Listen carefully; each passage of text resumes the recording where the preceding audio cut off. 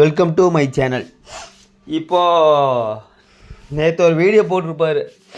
நான் கார் வாங்கினேன், அதனோட விலை என்ன ஏது. ஏன்னா காரோட விலை யாருக்கும் தெரியாது. காரு எல்லா குடும்பத்திலும் கார் எப்படி வாங்குவாங்கன்னா, வேலைக்கு போய், அதாவது வீட்டில் கணவன் மணி ரெண்டும் வேலைக்கு போய் உடனே யாருனாலும் கார் வாங்க முடியாது. குறைந்தபட்சம் காரோட விலை ஒரு 5 லட்சம், அது கம்மியாக செகண்ட் ஹேண்டாக தான் ஒரு 3 லட்சம்.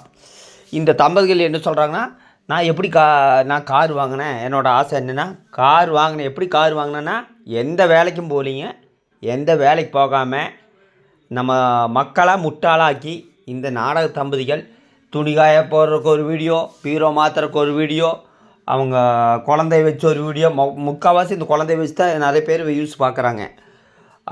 இவர் வேலைக்கெல்லாம் போய் சம்பாதிச்சு காரெல்லாம் வாங்கலை. அதை மென்ஷன் பண்ண மாட்டார். அது இந்த வீடியோவில் மென்ஷன் பண்ண மாட்டார். சில கமெண்டர்ஸ் அவங்க வீட்டில் வீடியோ போகிற உங்களுக்கு என்ன பண்ணி கேட்குறாங்க. ஒன்றும் தப்பே இல்லைங்க. அதாவது உங்கள் அந்த கமெண்டர்ஸ்கெல்லாம் ஒரே பதிவு. இந்தியா குட்டின்னு ஒரு சேனல் இருக்குது, ஈரோடு. அந்த யூடியூப் போய் பாருங்கள். எவ்வளோ ஒரு அழகாக இருக்குங்க. அவ்வளோ பார்க்குறக்க ரொம்ப அழகாக இருக்குது. சண்டை சச்சரவு கிடையாது. அவங்க வீட்டை சுற்றி தோட்டம், அது அவங்க ஃபேமிலி, மாமியார் மருமகள் அப்படி ஒற்றுமை பிடிச்சி வீடியோ போடுறாங்க, சமையல் வீடியோ. அது யூடியூப்பு. ஆனால் இவர் போடுறது என்னென்னா, நான் கார் வாங்கினேன், இந்த காருக்கு இவ்வளோ. ஏன்னா காரை பற்றி யாருக்கும் தெரியாது பாருங்க. கார் வாங்கலாம் தப்பே இல்லைங்க. ஆனால் சம்பாதிச்சு வாங்க, அது ஒரு தனி பெருமை. உழைச்சி வாங்குறத ஒரு பெருமை, சும்மா உட்காந்துட்டு வருவாங்கன்னு வாங்குறது அது ஒரு வேறு ரகம். அது அந்த ரகத்தை சேர்ந்தவர் தான் இவர்.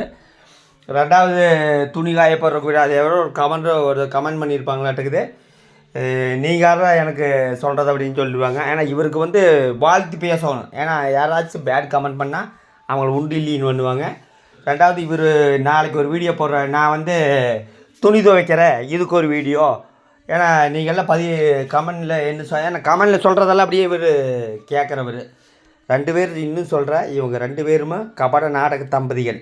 சொல்லி வச்சு வீடியோ போடணும், வியூஸ் வாங்கணும், வருமானம் வரணும். இந்த வருமானம் அவ்வளோ இன்னைக்கு உழைச்சி வாங்குகிற காசு இன்றைக்கி உடம்புல ஒட்டு, உழைக்காமல் இருக்கிற காசு கண்டிப்பாக ஒட்டாது.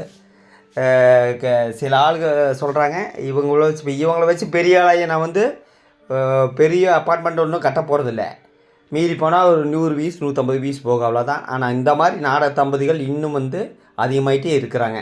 யோசிக்கணும்.